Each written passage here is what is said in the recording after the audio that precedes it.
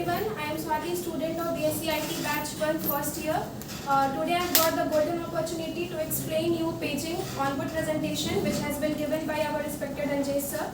As we all know that in the contiguous memory location, one of the biggest problem was external fragmentation.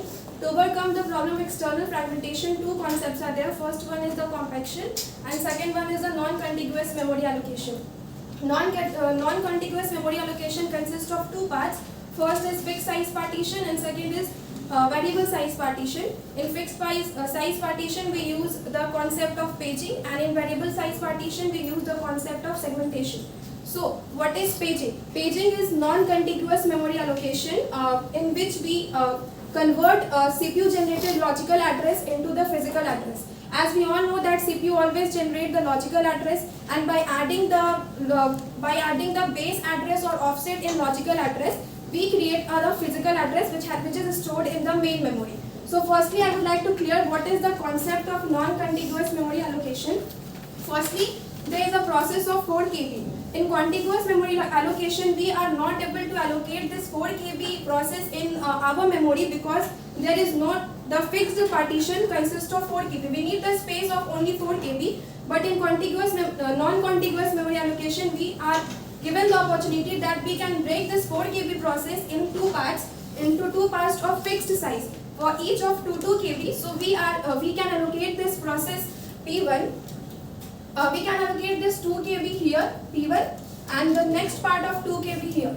So we can see that by using the non-contiguous memory allocation, we are able to allocate this 4 KB of process in the main memory by dividing it into fixed size partition. So what actually happens here, that CPU generates the logical address. To overcome this problem, because dividing a process is dynamically very costly process. So to overcome this problem, the process, when it is in the secondary memory itself, the process is divided into pages. Each part is known as pages, and the memory itself is divided into frame size, which is known as frame. And the very important concept is that when we divide the process, the size of the frame is equal to the size of the page. So if it is given that the frame size is 2 KB, so we know that in physical address space, each partition will be of 2 KB.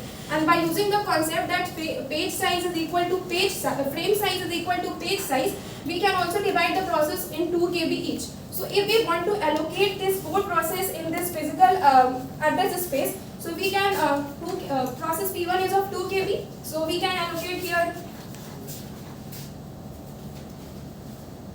So we can allocate the process P1 here.